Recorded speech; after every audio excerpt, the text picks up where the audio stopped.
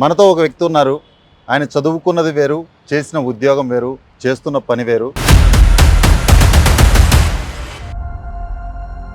బాలకృష్ణ దేవరకొండ అన్నారు కదా, ఏమన్నా ఇప్పుడు సినిమా హీరో విజయ్ దేవరకొండ కానీ మీకేమన్నా సంబంధాలు ఉన్నాయా? నల్గొండ జిల్లా దేవరకొండ నుంచి మైగ్రేట్ అయ్యి ఉండొచ్చు హైదరాబాద్కి. సో రాజకీయాల్లోకి ఎందుకు అంటే ఫార్మసీ సైడ్ నుంచి వెళ్తే మంచి జాబ్లు ఉన్నాయి. ఒక వ్యవస్థలో మనం నిర్ణయాత్మకంగా మార్పు తీసుకురావాలని అంటే రాజకీయాలు అనేది మాత్రమే మనం చేయాలనుకున్న పరిధి ప్రజల కోసం ఏదైనా చేసేంత మనకి అవకాశము తెగువ మన లోపల వస్తుంది అన్నట్టు. ఇప్పుడు ఒక వ్యవస్థని మనం సమూలంగా బేస్ రూట్ నుంచి మనం మార్చాలని అంటే రాజకీయాలు ఇప్పటి వరకు ఉన్న రాజకీయ నాయకులు చేయలేనిది ఈరోజు మీరు వచ్చి ఒక్కరే చేయగలరా? ఒకటి అండి, ఏ పని చేయాలన్నా కానీ ఒక సంవత్సరంలో కాదు, ఒక 5 సంవత్సరాలలో కాదు, ఒక 10 సంవత్సరాలు. ఈరోజు మాట్లాడే మాటలు రేపు రాజకీయాల్లోకి వచ్చిన తర్వాత దిగిన తర్వాత కూడా అదే నిబద్ధత నిజాయితీ ఉంటుందా? స్థానికంగా ఇక్కడ మీకు యువత నుంచి ఎలాంటి రెస్పాన్స్ వస్తుంది? అంటే మేము అన్న విజన్ని గ్రౌండ్లో మార్చడానికి మేము ప్రయత్నం, అన్నకి సపోర్ట్ చేయడమే మా లక్ష్యంగా పెట్టుకుని వెళ్తున్నాం. మీరు ముందుకెళ్ళండి, మీలాంటి లీడర్స్ మాకు ఉండాలా, ఒక బలమైన వ్యక్తి మాకు ఉండాలి, డివిజన్కి ఉండాలని చెప్పేసి అందరూ కూడా నన్ను ఎంకరేజ్ చేస్తున్నారు. మేము త్వరలో జిహెచ్ఎంసీ ఎలక్షన్స్ కంటే ముందే మేము ఒక రాజకీయ పార్టీగా అవతరించబోతున్నాము. మేము ఆ పార్టీ తరపు నుంచి మేము కంటెస్ట్ చేద్దాము. నన్ను ఫస్ట్ నా ఎయిమ్ అనేది జిహెచ్ఎంసీ కార్పొరేటర్ ఎలక్షన్స్లో మనము కంటెస్ట్ చేయడము, దాని తర్వాత భవిష్యత్ ప్రణాళిక. నమస్తే, welcome to our channel. This is Swami. మనతో ఒక వ్యక్తి ఉన్నారు. ఆయన చదువుకున్నది వేరు, చేసిన ఉద్యోగం వేరు, చేస్తున్న పని వేరు. కానీ ఆయన నిర్ణయించుకున్న లక్ష్యం మాత్రం చాలా గొప్పది. ఆయన ఎవరు, ఆయన మాటల్లోనే తెలుసుకుందాం. నమస్తే అన్న. నమస్తే అండి. ఒకసారి మా ఛానల్ ప్రేక్షకులకే కావచ్చు, అందరికీ అసలు ఎవరు, మీ పేరేంటి, మీరు అసలు ఎందుకు ఈ వృత్తిని ఎంచుకున్నారు, మీ ఫీల్డ్ని ఎందుకు వదిలేశారు, ఇవాళ ఎందుకు కొత్త డైరెక్షన్లోకి వెళ్తున్నారు? నమస్కారం అండి, నా పేరు బాలకృష్ణ దేవరకొండ, నానక్రమ్గూడలో ఉంటాను. నేను చదివింది ఎంఫార్మసీ అండి. తర్వాత ఎంఫార్మసీ తర్వాత ఒక 6 ఇయర్స్ కెనరా బ్యాంక్లో అసిస్టెంట్ మేనేజర్గా చేసినాను. తర్వాత వ్యవస్థలో మార్పు తీసుకురావాలని అంటే మనం కూడా వ్యవస్థలో భాగంగా మారాలని చెప్పేసి మనం నిర్ణయించుకొని ఒక వ్యవస్థ అంటే ఇన్ ద సెన్స్ ఎగ్జిక్యూటివ్ కాకుండా లెజిస్లేటివ్ వ్యవస్థలో భాగంగా అయితేనే మాత్రమే నిర్ణయాత్మకమైన మార్పులు తీసుకురావచ్చు అని చెప్పేసి భావించి నేను కూడా ఒక లెజిస్లేటివ్ దాంట్లో మనము భాగంగా కావాలని చెప్పేసి మనం ఇప్పుడు పొలిటిక్స్లోకి రావడం జరిగింది. ఓకే. ఒకటి బాలకృష్ణ దేవరకొండ అన్నారు కదా, ఏమన్నా ఇప్పుడు సినిమా హీరో విజయ్ దేవరకొండ కానీ మీకేమన్నా సంబంధాలు ఉన్నాయా? అట్లా ఏం లేదండి. అయితే మా పూర్వీకులు నల్గొండ జిల్లా దేవరకొండ నుంచి మైగ్రేట్ అయ్యి ఉండొచ్చు హైదరాబాద్కి.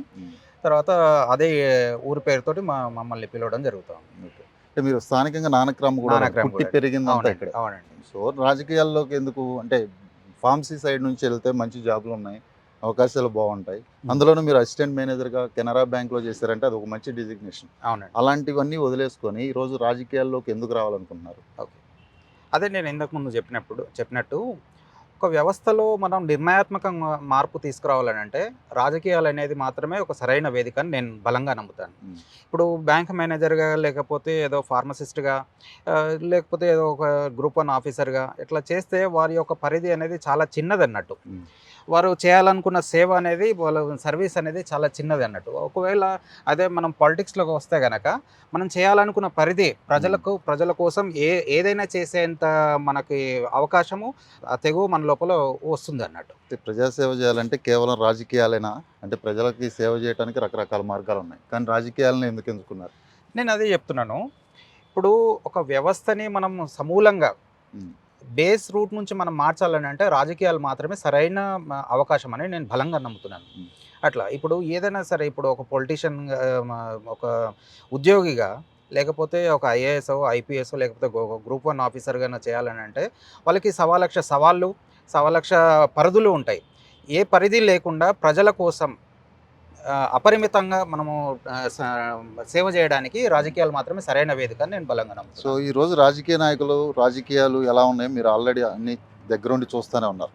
నిజంగా రాజకీయ నాయకుడు సమూలంగా వ్యవస్థను మార్చగలడు అనుకున్నప్పుడు ఇప్పటి వరకు ఉన్న రాజకీయ నాయకులు చేయలేనిది ఈరోజు మీరు వచ్చి ఒక్కరే చేయగలరా?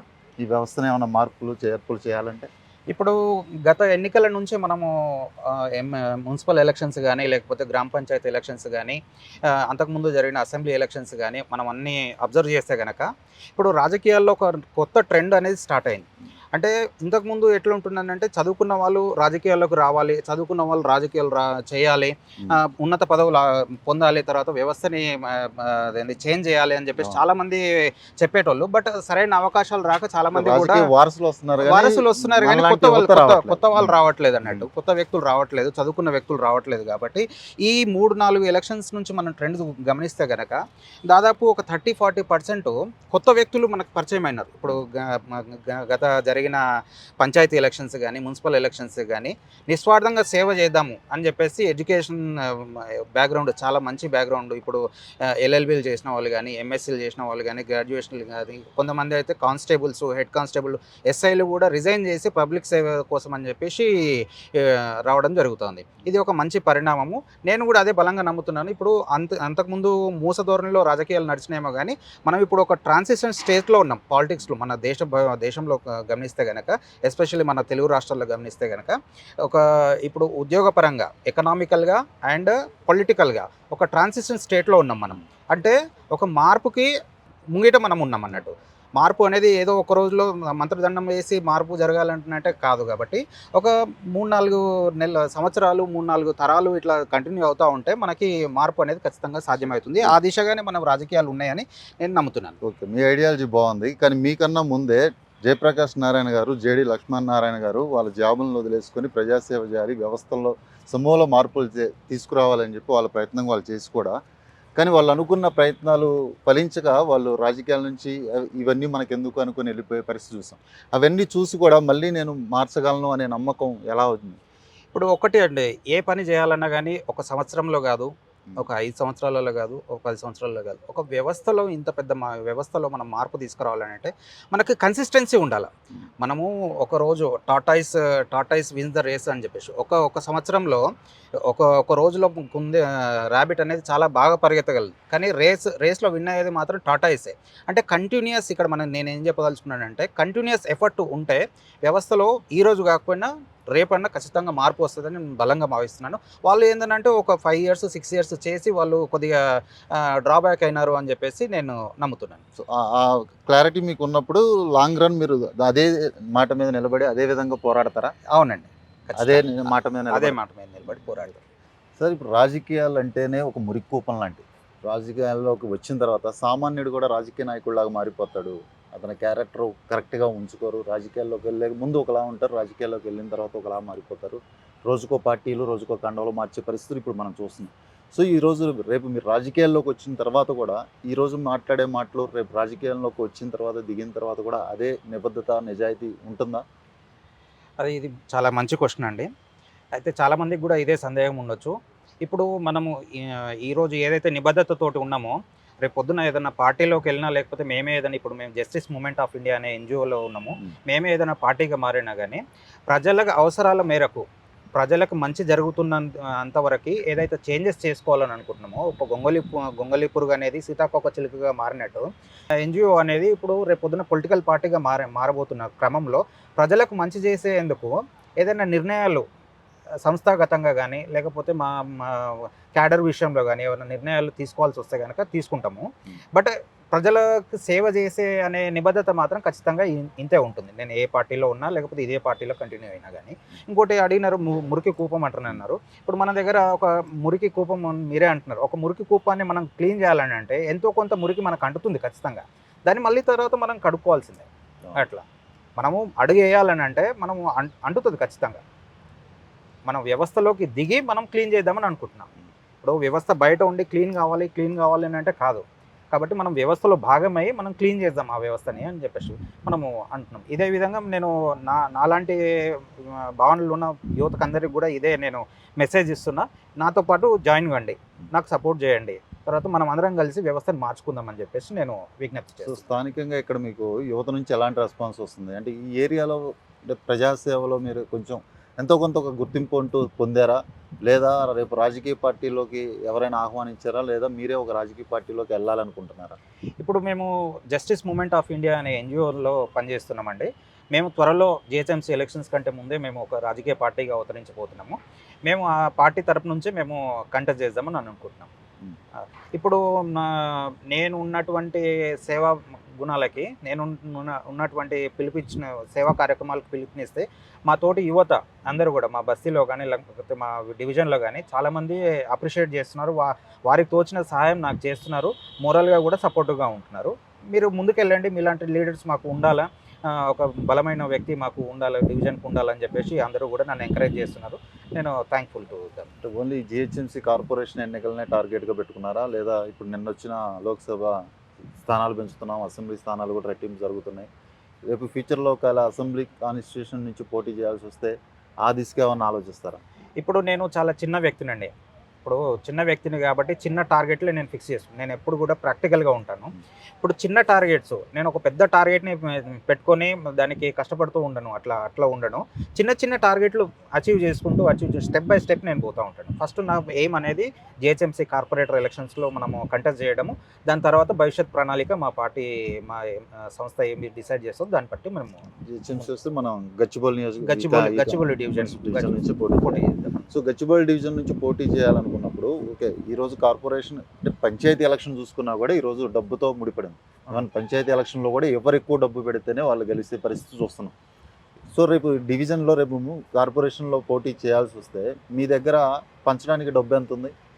అంటే ఒక్కటే అండి, ఇప్పుడు నేను చెప్పినట్టు పంచాయతీ ఎలక్షన్స్, మున్సిపల్ ఎలక్షన్స్, అంతకుముందు జరిగిన అసెంబ్లీ ఎలక్షన్స్లలో యువత ఆలోచన అనేది మారుతూ ఉంది. ఎవడైతే డబ్బులు పంచుతాడో వాడు ఖచ్చితంగా అవినీతి చేస్తాడు పవర్లోకి వచ్చిన తర్వాత అని చెప్పేసి ఒక ఆలోచన వచ్చి, ఇప్పుడు ఎవరైతే నిస్వార్థంగా ఎలక్షన్స్ ఫైట్ చేస్తున్నారో వాళ్ళకి సపోర్ట్ ఇవ్వడానికి యువత ఆలోచన అనేది ఆ దిశగా మారుతూ ఉంది. నేను కూడా అదే అంటున్నాను. నేను ఓట్లకి డబ్బులు పంచను. తర్వాత ఒకవేళ పవర్లోకి వచ్చిన తర్వాత పబ్లిక్ వర్క్స్కి నేను కమిషన్ తీసుకోను. పలానా చోట నేను కబ్జాలు పెట్టను, పలానా చోట నేను బిల్డింగ్ పర్మిషన్స్ కోసం నేను డబ్బులు తీసుకోను. ఎందుకంటే నేను సేవ చేద్దామని వస్తున్నా. ఇప్పుడు నేను కంఫర్టబుల్ లైఫ్లో ఉన్నాను. నెలకు ఎంతో కొంత నా జీవన ప్రమాణాన్ని నేను సాఫీగా సాగించడానికి నాకు ఎంతో కొంత వస్తుంది. నేను చాలా సంతృప్తి లైఫ్లో ఉన్నాను. అదే సంతృప్తి లైఫ్ నేను కంటిన్యూ చేద్దామని అనుకుంటున్నాను. అడిషనల్గా వచ్చేది ఏంటంటే పేరు మాత్రం వస్తుంది. పబ్లిక్ సమస్యలు తీర్చడము, పబ్లిక్ సర్వీస్లో ఉండడం వల్ల ఒక పేరు మాత్రం వస్తుంది. ఆ పేరు మాత్రం రావాలని నేను సో మీరు కేవలం యువతనే టార్గెట్ చేసుకుంటున్నారు. మిగతా ఓటర్ల పరిస్థితి కూడా ఆలోచిస్తే ఈరోజు గత అసెంబ్లీ ఎన్నికల్లో చూసాం, సూర్యాపేట సరౌండింగ్స్లో డబ్బులు అందరికీ ఒకలాగా పంచట్లేదు, పక్క వాళ్ళకి పంచారు మాకు పంచలేదని రోడ్లకి ధర్నాలు చేశారు ఎలక్షన్ రోజు. అంటే ఈరోజు డబ్బులు మ్యాండేటరీ అయిపోయింది ఒక ఎలక్షన్స్లో. కానీ మీరు యువతను టార్గెట్ చేసుకుంటే మిగతా ఓటర్ల పరిస్థితి అండి, ఈరోజు డబ్బులు లేనిదే గెలవలేమనే పరిస్థితి వచ్చింది. దానిలోంచి మీరు మార్పు తీసుకొస్తానని మీరు అంటున్నారు. నిజంగా అది పాసిబిలిటీ అవుద్దా? ఇప్పుడు ఒక కార్పొరేటర్ కండి, నేను కార్పొరేటర్ ఎలక్షన్స్ గురించే మాట్లాడుతున్నాను. ఇప్పుడు ఒక కార్పొరేటర్కి జిహెచ్ఎంసీ నుంచి వచ్చే శాలరీ గౌరవ వేతనం 7,500 రూపాయలు నెలకి. ఆయనకి ఏమి స్పెషల్ ఫండ్స్ ఏమి ఉండవు, ఆయనకు చెక్ పవర్ ఏముండదు, ఏమి ఫెసిలిటీస్ ఏమి ఉండవు. ఆ 7,500 శాలరీ కోసము 10 కోట్లు, 20 కోట్లు, 30 కోట్లు ఖర్చు చేయాల్సిన అవసరం ఏముంది? అంటే ఈ 10 కోట్లు, 20 కోట్లు మనం ఖర్చు చేస్తున్నామని అంటే రేపు పొద్దున పవర్లోకి వచ్చిన తర్వాత అది ఎట్లనో కోట్ల మనము 50 కోట్లు, 100 కోట్లు, 200 కోట్లు మనం సంపాదించుకోవాలనే మైండ్ సెట్ తోటి కొంతమంది వస్తున్నారు. అయితే ఈ మైండ్ సెట్ అనేది ఇప్పుడు యువత దృష్టిలో మారింది అన్నట్టు. ఇప్పుడు ఎవడైతే డబ్బులు పంచుతున్నాడో రేపు పొద్దున అధికారంలోకి వచ్చిన తర్వాత ఖచ్చితంగా ఏదో ఒక స్కామ్ చేస్తారు, ఏదో ఒక ప్రభుత్వ భూమిని కబ్జా పెడతారు, తర్వాత ఏదో ఒకటి చేస్తారనే ఆలోచన ఇప్పుడు గత ఎలక్షన్స్ అన్నిటి నుంచి వస్తుంది. కాబట్టి ఇప్పుడు నిస్వార్థంగా పనిచేసే రాజకీయ నాయకులకి ఇప్పుడు నేను అదే అంటున్నాను, 7,500 శాలరీ ఉంది. 7,500 శాలరీకి ఇప్పుడు ఎలక్షన్ కమిషన్ డిసైడ్ చేశారు ప్రచారానికి ఒక 10 లక్షలు లేకపోతే ఒక 15 లక్షలు చేయాలని చెప్పేసి. ఆ 10-15 లక్షలు కూడా నా దగ్గర లేవండి. నేను చెప్తున్నాను, ఓన్లీ సోషల్ మీడియా ద్వారా మాత్రమే యువకులకి మిగతా వాళ్ళకి అందరికీ నేను చేరువ అవుదామని అనుకుంటున్నాను, నిస్వార్థంగా సేవ చేద్దామని అనుకుంటున్నాను. ఒకటి 2 ప్రధాన రాజకీయ పార్టీలు ఉంటాయి. ఒకటి ఇప్పుడు కార్పొరేషన్ ఎలక్షన్లో ఎందుకు డిలే అవుతున్నాయి అంటే కాంగ్రెస్ ఆ సిటీలో పట్టు తక్కువ ఉంది కాబట్టి, బీఆర్ఎస్కి ఎక్కువ ఉంది కాబట్టి కొంత డిలే చేసుకుంటూ, హైడ్రా వల్ల కొంత నెగిటివిటీ వచ్చింది కాబట్టి వాళ్ళు డిలే చేసుకుంటూ వస్తున్నారు. రేపు కాంగ్రెస్ కానీ బీఆర్ఎస్ కానీ పోటాపోటీగా కార్పొరేషన్లో పోటీ చేస్తే వాళ్ళిద్దరి మధ్య ఫైట్ చాలా సివియర్గా ఉంటుంది. అలాంటి మధ్యలో మిమ్మల్ని గెలిపిస్తారని మీరు ఎలా అనుకుంటున్నారు? వాళ్ళు అంటే ఇప్పుడు ఒకళ్ళకొకళ్ళు పార్టీలో ఒకళ్ళు గెలవాలని ఒకళ్ళు డబ్బుని విచ్చలవిడిగా పంచుతారు. మీరు ఏవి పంచకుండా నేను కేవలం ఒక నిజాయితీగా నిబద్ధతతో పనిచేస్తాను, నాకు ఓట్లేయండి అంటే ప్రజలు నిజంగా నమ్మే పరిస్థితి ఉందా? ఇప్పుడు ఆలోచనలో మార్పు రావాలని అంటే చాలా టైం పడుతుందండి అది. కానీ ప్రయత్నం, మనము ఆలోచనలో మార్పు వచ్చిన తర్వాతనే నేను ఎలక్షన్లోకి దిగుతాను, నేను పాలిటిక్స్లోకి దిగుతా అంటే కాదు కదా. మనమంటూ ఒక ఆప్షన్ ఉన్నాము. ఇప్పుడు ఎవరైతే డబ్బులు తీసుకోకుండా ఓటు వేసే వాళ్ళు కూడా చాలామంది ఉంటారు మన డివిజన్లో. తర్వాత ఏ ఎలక్షన్లు చూసుకున్నా డబ్బులు తీసుకోకుండా, డబ్బులు వద్దు అని చాలా చోట్ల మనం చూస్తాం. మున్సిపల్ ఎలక్షన్స్లో, గ్రామ పంచాయతీ ఎలక్షన్స్లో, అసెంబ్లీ ఎలక్షన్స్లో చాలామంది ఇళ్లకు ఫ్లెక్సీలు పెట్టి ఉన్నాయి.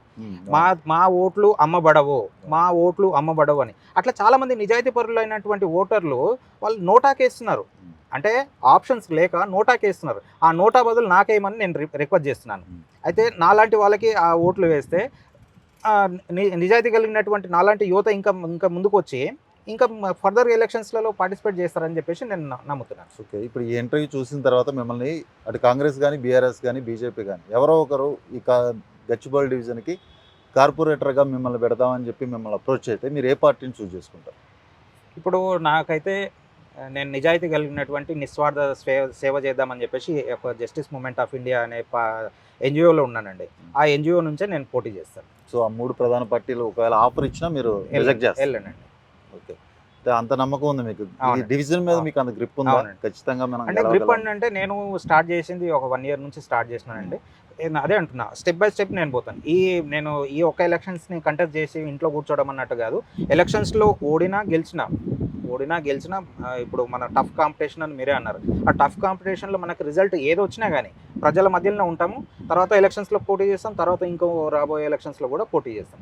అట్లా కంటిన్యూస్గా ప్రజాసేవలో ఉండడం మాత్రమే నా ధ్యేయం. ఇప్పుడు స్థానికంగా మీరు ఇక్కడ ఉన్నారు కాబట్టి డివిజన్లో మీకు బాగా అరే వీళ్ళు ఎవరు బాగా చేయలేకపోతున్నారు, నేను వస్తే ఈ ప్రాబ్లమ్స్ అన్ని సాల్వ్ చేయగలను, నాకు ఒక అవకాశం ఇస్తే అనిపించిన సమస్యలు ఏమున్నాయి ఇక్కడ? మెయిన్ ఏంటంటే అండి, గచ్చిబౌలి ఇన్ ద సెన్స్ ఒక ట్రాఫిక్ మాయాజాలం, ఇది ఒక పద్మవ్యూహం లాగా అయిపోతుంది. ఇప్పుడు మీరు కూడా ఇంటర్వ్యూకి వచ్చిండొచ్చు. దాదాపు కేపీహెచ్బీ నుంచి మీరు ఇక్కడికి రావడానికి దాదాపు 2 hours 3 hours పట్టింది. ఇప్పుడు వర్షం పడితే కనుక 3 hours 4 hours పడుతుంది. అయితే ఈ బ్రాండ్ ఇమేజ్, హైదరాబాద్ బ్రాండ్ ఇమేజ్ని ట్రాఫిక్ అనేది తినేస్తుంది. ఇప్పుడు ఒకవేళ కనుక ట్రాఫిక్ని మనం సరైన పద్ధతిలో కనుక మేనేజ్ చేస్తే కనుక హైదరాబాద్ బ్రాండ్ ఇమేజ్ ఇంకా మెయిన్ కాన్సన్ట్రేషన్ నా గచ్చిబౌలి డివిజన్ అండి. గచ్చిబౌలి డివిజన్లో ప్రపంచ ప్రఖ్యాతిగాంచినటువంటి అమెజాన్, గూగుల్, మైక్రోసాఫ్ట్ లాంటి సంస్థలు నా డివిజన్లోనే ఉన్నాయి. ఈ డివిజన్లో ఉన్నటువంటి ఈ ట్రాఫిక్ సమస్యని మనము సమర్థవంతంగా మనం నిర్వహిస్తే కనుక ఇంకా ఇన్వెస్ట్మెంట్స్ ఇంకా రావచ్చు. తర్వాత ఇక్కడ ఉన్నటువంటి లోకల్ పబ్లిక్కి కూడా మన సమస్య తీరుతుందని నేను అనుకుంటున్నాను. ఇప్పుడు ఈ సమస్య మీదనే నేను ఇప్పుడు కౌన్సిల్లో గట్టిగా మాట్లాడదామని నేను అనుకుంటున్నాను. ఇప్పుడు ఆల్రెడీ గవర్నమెంట్ జిహెచ్ఎంసీ తర్వాత మొన్న బడ్జెట్లో కూడా హెచ్సిటీ ప్రాజెక్ట్కి కూడా ఫండ్స్ కేటాయించడం జరిగింది. హెచ్సిటీ ప్రాజెక్ట్ అనేది ఆల్మోస్ట్ ఒక 10 years బ్యాకే తీసుకొచ్చేది ఉండే అనేది నా అభిప్రాయము. ఇంకోటి ఏంటంటే వాళ్ళు హెచ్సిటీ ప్రతిపాదన పెట్టినారు, దానికి టైం బౌండ్ పెట్టలేదు. బడ్జెట్ ఇచ్చినారు, ఈ ఇయర్ బడ్జెట్ ఇచ్చినారు, కానీ దానికి టైం బౌండ్ పెట్టలేదు. ఆ టైం బౌండ్ పెట్టి ఉండాలి. తర్వాత ఈ హెచ్సిటీ ప్రాజెక్ట్ అనేది ఎన్ని రోజులు నిలబడుతుంది మనకి? ఇప్పుడు రానున్న ట్రాఫిక్ ఇంకా పెరుగుతుందండి. ఇప్పుడు హైరైజ్ అపార్ట్మెంట్ మీరు చూస్తున్నారు. ఇప్పుడు మన సిటీ అనేది వెర్టికల్గా పెరుగుతోంది. ఇప్పుడు ఒకప్పుడు మనకి హారిజాంటల్గా పెరిగేది, ఒక 5 ఎకరాల్లో 10 ఎకరాల్లో అట్లా ఒక విలేజ్ ఉండడం అట్లా జరుగుతుంది. ఇప్పుడు మనకి సిటీ అనేది వెర్టికల్గా పెరుగుతుంది. వెర్టికల్గా పెరిగినప్పుడు మనకు రోడ్లు కూడా వెర్టికల్గా పెరగాల్సిన అవసరం ఉంది. పబ్లిక్ ట్రాన్స్పోర్టేషన్ని బలంగా చేయాల్సిన అవసరం ఉంది. ప్రైవేట్ వెహికల్ డిపెండెన్సీ అనేది తగ్గించాల్సిన అవసరం ఉంది. ఇవన్నీ కూడా హెచ్సిటీ ప్రాజెక్ట్లో ఇంక్లూడ్ చేసుంటే బాగుండేది. తర్వాత హెచ్సిటీ ప్రాజెక్ట్కి ఒక 50 years వరకు మనం మళ్ళీ రోడ్లు వేయాల్సిన అవసరం ఉండదు.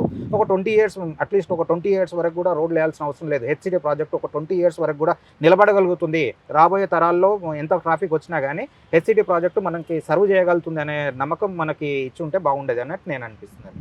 ఇంకోటి మనం గత ప్రభుత్వంలో చూసాం, కేసీఆర్ ప్రభుత్వంలో ఉన్నప్పుడు కేటీఆర్ కానీ, ఇప్పుడు రేవంత్ రెడ్డి కానీ, చంద్రబాబు నాయుడుతో సహా అందరూ ఏమంటారంటే ఈ హైటెక్ సిటీ, ఐటీ కారిడార్ మొత్తాన్ని చూపిస్తూ New York city night view, Gachibowli night view చూస్తే న్యూయార్క్ సిటీ, గచ్చిబౌలి ఒకేలా ఉంటాయని చెప్తారు. అంటే పైకి నిజంగానే అలాగే కనిపిస్తుంది, నైట్ వ్యూలో లైటింగు, ఆ కంపెనీస్, ఆ రోడ్స్ అలా. కానీ వన్స్ ఒక వర్షం పడితే హైదరాబాద్ అంతా, ఈ గచ్చిబౌలి ఎలా అంటే హైదరాబాద్ మొత్తం అలాగే ఉంది సిటీ అంతా, కానీ గచ్చిబౌలిలో కూడా అలాంటి పరిస్థితి ఉంటుంది. అయితే నేను గత ఇంటర్వ్యూలో చెప్పినట్టు న్యూయార్క్ని మనం జిహెచ్ఎంసీని మనం పోల్చలేమండి. మన బడ్జెట్ 11,000 crores. ఆ న్యూయార్క్ బడ్జెట్ మనకంటే 100 రెట్లు ఎక్కువ ఉంది. అక్కడ రోడ్ కవరేజ్ కానీ వాహనాల డిపెండెన్సీ కానీ లేకపోతే పబ్లిక్ ట్రాన్స్పోర్ట్ సిస్టమ్ బలోపేతంగా ఉండడం కానీ మనము nowhere comparison between Hyderabad and New York city మనం ఆ దిశగా అట్లీస్ట్ ప్రయత్నాలు సాగించాలని చెప్పేసి నేను బలంగా వాయిస్ వినిపించడం జరుగుతుంది.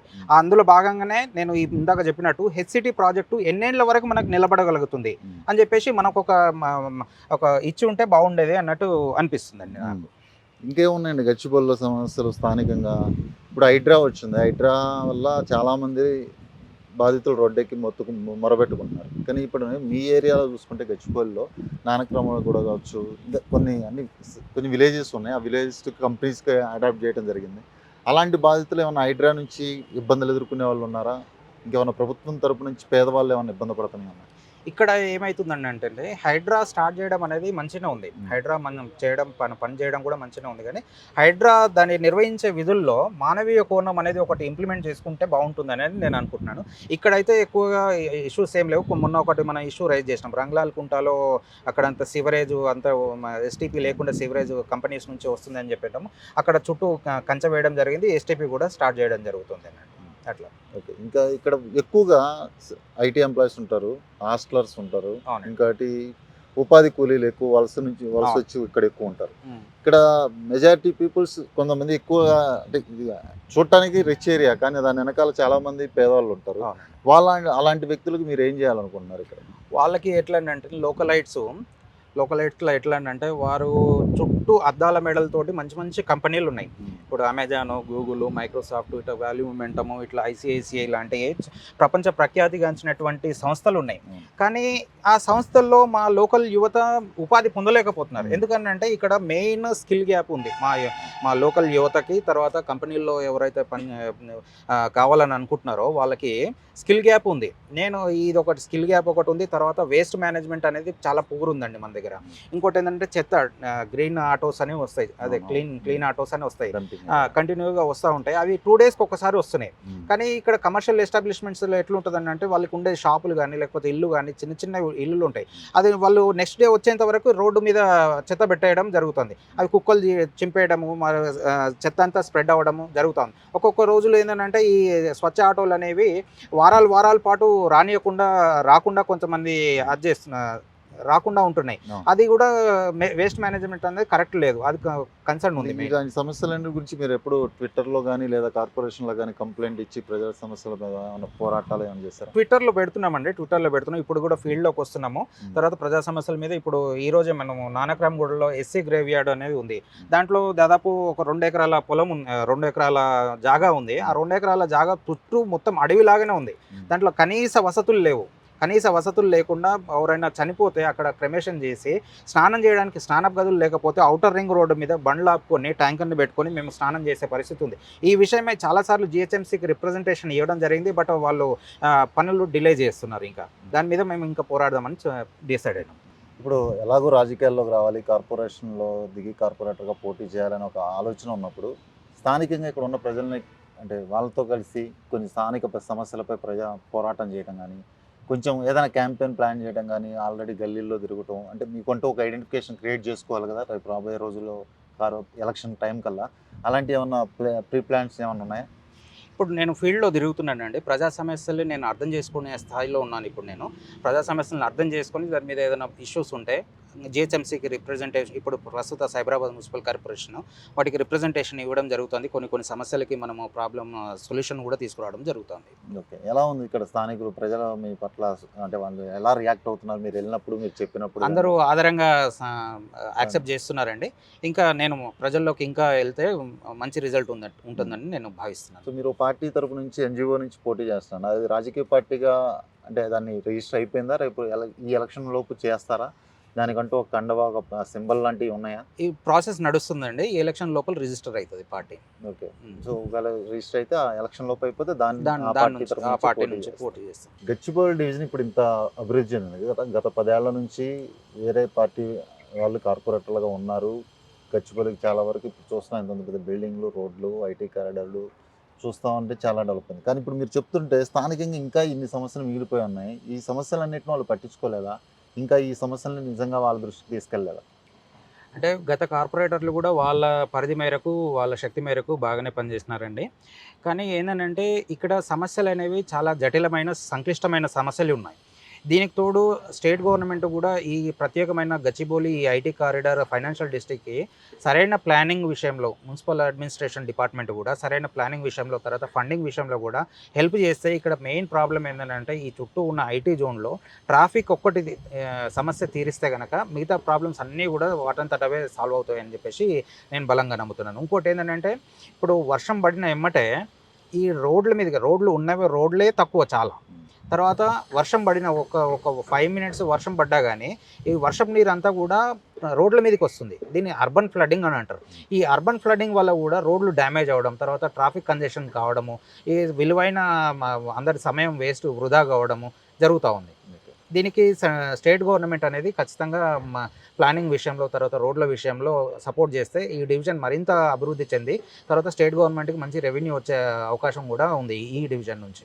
కొన్ని డివిజన్లో కూడా జనాభా పెరుగుతున్నారు. అంటే ఇక్కడ స్థానికంగా వాటర్ సమస్య కానీ ఇలాంటివి ఏమైనా ఉన్నాయి. ఇంకోటి ఇక్కడ స్థలం విలువ పెరిగే కొద్దీ తర్వాత దానిలో కబ్జాలు కానీ ల్యాండ్ అంటే కొంతమంది ఎవరైనా కావచ్చు ఆక్రమణ జరగడం కానీ ఇలాంటివి ఏమైనా మీ డివిజన్లో జరుగుతున్నాయా? అక్కడక్కడ జరుగుతున్నాయండి ల్యాండ్ కబ్జాలు, అక్కడక్కడ జరుగుతున్నాయి. కానీ రెవెన్యూ అధికారులు కూడా త్వరగానే స్పందించి, హైడ్రా అధికారులు స్పందించి మనకి భూమిని హ్యాండ్ ఓవర్ చేసుకోవడం, తర్వాత ప్రభుత్వానికి అప్పగించడం జరుగుతుంది.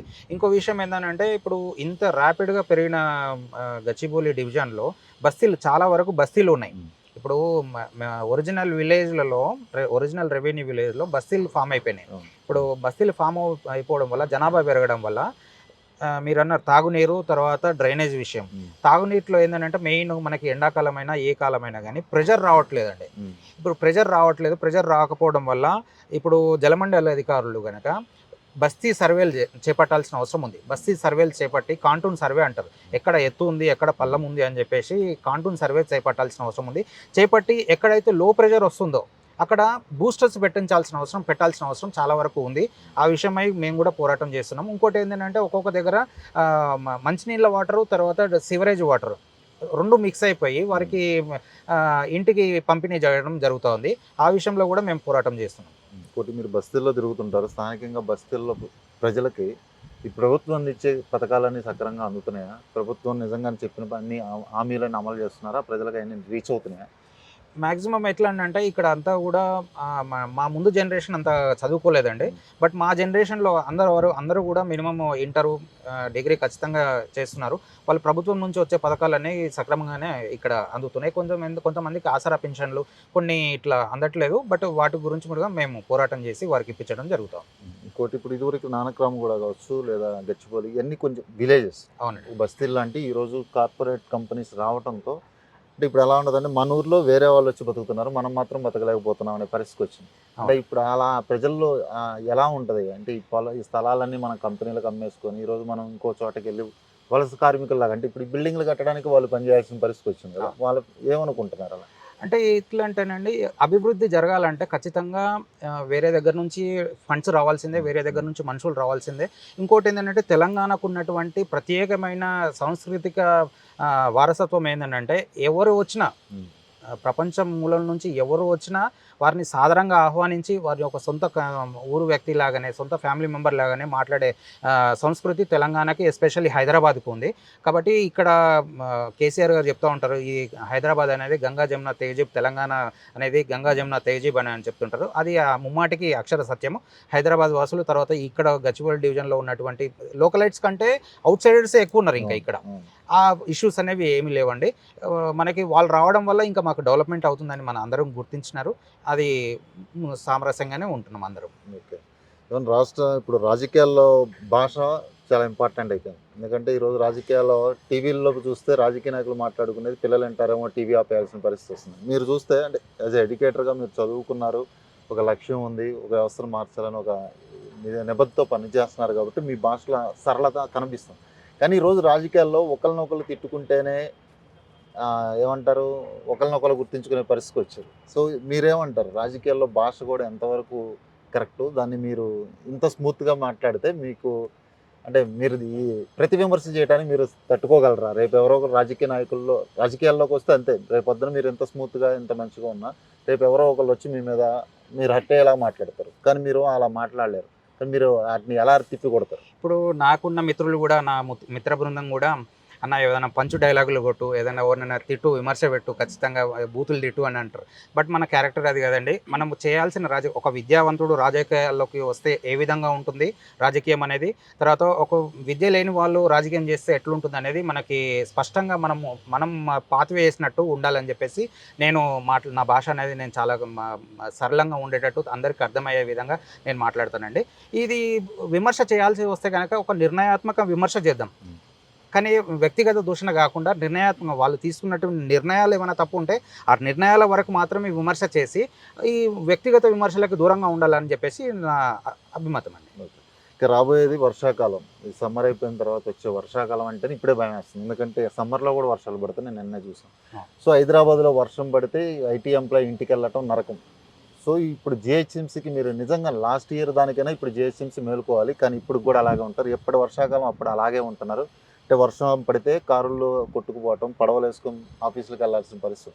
జిహెచ్ఎంసీకి మీరు ఏం సూచిస్తారు? అంటే ఓవరాల్ సిటీ మొత్తం మీదుగా మీ డివిజన్లో ఉన్న సమస్యలు కావచ్చు, సిటీ మొత్తం మీద కూడా ఈ యొక్క వర్షాలనే ఫ్లడ్స్ అనే కాకుండా ఇంకా ఏం చేస్తే జిహెచ్ఎంసీ బాగుంటుంది? అయితే ఇది చాలా మంచి క్వశ్చన్ అండి. అయితే జిహెచ్ఎంసీలో ఫ్లడ్స్ నివారించడానికి పూర్వీకులు కొంతమంది ఉంటారు. ఇప్పుడు పాషం యాదగిరి లాంటి వాళ్ళు, కొంతమంది మన హైదరాబాద్ పుట్టుపూర్వోత్తరాలు తెలిసిన వాళ్ళందరూ కూడా ఇట్లా కొంతమంది పాషం యాదగిరి లాంటి వాళ్ళు వీళ్ళందరినీ కూడా ఒక మేధావులని అందరినీ కూడా కూర్చోబెట్టి జిహెచ్ఎంసీ అధికారులు ఒక కాంటూన్ సర్వే నిర్వహించాలి. కాంటూన్ సర్వే ఇన్ ద సెన్స్ ఎక్కడ ఎత్తు ఉంది, ఎక్కడ పల్లం ఉంది, ఎక్కడ చెరువు ఉంది, ఆ చెరువు యొక్క క్యాచ్మెంట్ ఏరియా ఎక్కడ ఉంది అని చెప్పేసి ఒక సర్వే నిర్వహించి ఆ సర్వే మ్యాప్ని, ఒక బ్లూ మ్యాప్ని ప్రజలకు అందుబాటులో ఉంచాలి. తర్వాత నిర్మాణ సంస్థలకి, ఇప్పుడు పెద్ద పెద్ద నిర్మాణ సంస్థలకి వాళ్ళకి చెరువు యొక్క క్యాచ్మెంట్ ఏరియా ఎక్కడ ఉందో తెలియకుండా నిర్మాణాలు చేసేస్తారు. ఒకవేళ తెలిసినా కానీ అక్రమంగా అధికారులను మేనేజ్ చేసేస్తుంటారు. అట్లా కాకుండా ఒక బ్లూ మ్యాప్ మనము వెబ్సైట్లో కనుక హైడ్రా ఎట్లయితే చెరువుల యొక్క మ్యాప్ రిలీజ్ చేస్తుందో అట్లనే ప్రతి ఒక్క చెరువు యొక్క, తర్వాత నది యొక్క, ఇప్పుడు మూసీ నది కానీ లేకపోతే గండిపేట, హిమాయసాగర్ జలాశయాల యొక్క క్యాచ్మెంట్ ఏరియా మనకు ఒక వెబ్సైట్లో ఉంచితే కనుక ఆ క్యాచ్మెంట్ ఏరియాని మనం డిస్టర్బ్ చేయకుండా అర్బన్ గ్రోత్ ఉండాలని చెప్పేసి ఒక ప్లానింగ్ తేవాలని చెప్పేసి నేను జిహెచ్ఎంసీకి నేను సూచిస్తాను. అదేవిధంగా ఇప్పుడు ఒక రోడ్డు వేసేటప్పుడు ఒకవేళ అక్కడ ఒక క్యాచ్మెంట్ ఏరియా అడ్డం వచ్చింది, ఒక రోడ్డు వేసేటప్పుడు లేకపోతే ఒక హైరైజ్ అపార్ట్మెంట్ కట్టేటప్పుడు ఒక భవనం కిందను క్యాచ్మెంట్ ఏరియా వస్తుంది. అప్పుడు ఏం చేయాలని అంటే టోక్యో నగరంలో ఉన్నట్టు అండర్ గ్రౌండ్ టన్నెల్ సిస్టమ్స్ దగ్గరలో ఉన్నటువంటి వాటర్ బాడీకి, అది సరస్సు కానీ నది కానీ దానికి కనెక్ట్ అయ్యే విధంగా కలిపితే కనుక అర్బన్ ఫ్లడ్డింగ్ అనేది ఉండదని నేను భావిస్తున్నాను. ఈ విషయంలో నేను జిహెచ్ఎంసీకి సూచనలు చేద్దామని అనుకుంటున్నాను. సరే, ఇందాక అనుకున్నట్టు ఫ్లడ్స్ ఒకటైతే ట్రాఫిక్, అందులో ఈ ఐటీ కారిడార్లో ఎక్కువగా ట్రాఫిక్ సమస్య. ఒక ఎంప్లాయీ ఇంటికి వెళ్ళాలంటే చాలా సాయంత్రం, ఉదయం నుంచి సాయంత్రం వెళ్తే బిజీ అవర్స్, పీక్ అవర్స్ ఎప్పుడు వెళ్తాడో కూడా తెలియదు. సో ఈ ట్రాఫిక్ ఆల్టర్నేట్ ఏం ప్లాన్ చేయాలండి? మీరు అన్నారు కదా మీరు వస్తే కూడా ట్రాఫిక్ ఆల్టర్నేట్ ఏదో ఒకటి చేయాలి. సో ఆల్టర్నేట్ ప్లాన్ ఏముందండి? ఆల్టర్నేట్ ప్లాన్ అంటూ ఏం లేదండి. న్యూయార్క్ సిటీలో అయితే ఎట్లయితే పబ్లిక్ ట్రాన్స్పోర్ట్ సిస్టమ్ని బలోపేతం చేసినారో అదేవిధంగా మనం కూడా ఇక్కడ హైదరాబాద్లో జిహెచ్ఎంసీ లిమిట్స్లో పబ్లిక్ ట్రాన్స్పోర్ట్ సిస్టమ్ని బలోపేతం చేయాల్సిన అవసరం ఉంది. పబ్లిక్ ట్రాన్స్పోర్ట్ సిస్టంలో ఇప్పుడు మెట్రో ట్రైన్ ఒకటి రావాలి, ఇప్పుడు ఎంఎంటీఎస్ని ఇంకా బలోపేతం చేయాలి, ఆర్టీసీ బస్సులను బలోపేతం చేయాల్సిన అవసరం ఉంది. తర్వాత ఇంకోటి ఏంటంటే ఇప్పుడు ప్రైవేట్ కంపెనీస్ వాళ్ళ ఎంప్లాయీస్ని గమ్యస్థానాలను చేర్చడానికి వారు ఇప్పుడు కొంతమేరకు అయితే పెట్టుకుంటున్నారు, ఇంకా సర్వీసెస్ సరిపోవట్లేదు. వాళ్ళు కూడా ఇంకా వాళ్ళ బస్సెస్ను పెంచుకోవాల్సిన అవసరం ఉంది. ఇంకోటి ఎట్లా అంటే నిన్న మొన్న ఈనాడు పేపర్లో వచ్చింది, ఆర్టీసీ సర్వీసెస్ అనేవి చాలా వరకు తగ్గించేసినారు. ఇంకోటి ఏంటంటే ఎంఎంటీఎస్ సర్వీసెస్ కూడా చాలా వరకు తగ్గించేసినారు. ఈ తగ్గించేయడం వల్ల ఇప్పుడు ఒక గమ్యస్థానాలకు చేరాల్సిన వ్యక్తులు ఏం చేస్తున్నారని అంటే ప్రైవేట్ వెహికల్స్, సరే నా బండి ఉంటే సరిపోతుంది కదా, నేను అక్కడ దిగడం ఇక్కడ దిగడం ఎందుకు, నా బండి ఉంటే సరాసరి నేను నా గమ్యస్థానానికి చేరుకోవచ్చు అని చెప్పేసి government itself private vehicle డిపెండెన్సీని ఎంకరేజ్ చేస్తుంది ఇక్కడ. అట్లా కాకుండా పబ్లిక్ ట్రాన్స్పోర్ట్ సిస్టమ్ని బలోపేతం చేస్తే మనకి ట్రాఫిక్ తగ్గుతుంది, వాళ్ళ సమయము ఆదా అవుతుంది, తర్వాత పొల్యూషన్ ఢిల్లీ లాంటి సమస్య మనకు రాకుండా ఉంటుంది అని చెప్పేసి నేను గవర్నమెంట్కి విజ్ఞప్తి చేస్తాను. ఇంకోటి కరోనా తర్వాత కూడా కార్లు ఇండివిజువల్గా ఎవరి వాళ్ళు వెహికల్ తీసుకొని రోడ్డు మీదకి వచ్చేయడం మీరు చూస్తున్నాం. అవును. దానివల్ల కూడా కొంచెం బాగా ట్రాఫిక్ అవునండి. ఇప్పుడు మనం పబ్లిక్కి అదే మనము బయటకు వెళ్తే మనం సేఫ్గా తర్వాత సంక్లిష్టంగా కాకుండా సేఫ్గా తర్వాత తొందరగా మనం గమ్యస్థానాలకి చేరుకోవచ్చు అనే నమ్మకము మనం పబ్లిక్ ట్రాన్స్పోర్ట్ సిస్టమ్ ఇవ్వగలిగితే ప్రైవేట్ వెహికల్ డిపెండెన్సీ అనేది ఖచ్చితంగా తగ్గిపోతుంది. ఇప్పుడు మీరు చూస్తున్నచ్చు, ఇప్పుడు నాగోల్ దగ్గర నుంచి అమీర్పేట్కి రావాలని అంటే మ్యాక్సిమం అందరూ కూడా ఇప్పుడు మెట్రోనే ఆప్ట్ చేసుకుంటున్నారు. అట్లా మనము alternative public transport system provide చేయగలిగితే కనుక పబ్లిక్ ఆటోమేటిక్గా పబ్లిక్ ట్రాన్స్పోర్ట్ సిస్టమ్నే యూజ్ చేసుకుంటుంది. సార్ ఇంకోటి హైదరాబాద్లో చూస్తే నైట్ కల్చర్ పబ్ కల్చర్ పెరుగుతుంది. మహిళల పట్ల అంటే వాళ్ళకి సేఫ్టీ లేకుండా పోయింది. ఆడపిల్లల గురించి మనం చాలా అంటే ఇప్పుడు ప్రభుత్వాలు తీసుకునే చర్యలు తీసుకుంటున్నా కూడా ఇంకా కొన్ని ఇన్సిడెంట్స్ మనం చూస్తూనే ఉన్నాం. అలాంటి వాటికి మీరు అంటే ఇంకా ఎటువంటి భద్రతా చర్యలు తీసుకుంటే బాగుంటుంది? ఇప్పుడు ఇది ఇంకోటి ఏంటంటే మహిళల భద్రత విషయంలో చాలా చోట్ల మా డివిజన్లో సీసీ కెమెరాలు పనిచేయట్లేదండి. సీసీ కెమెరాలు పెట్టినారు, ఒక 1 మంత్ 2 మంత్ పనిచేస్తున్నాయి, తర్వాత బంద్ చేయడం లేదు.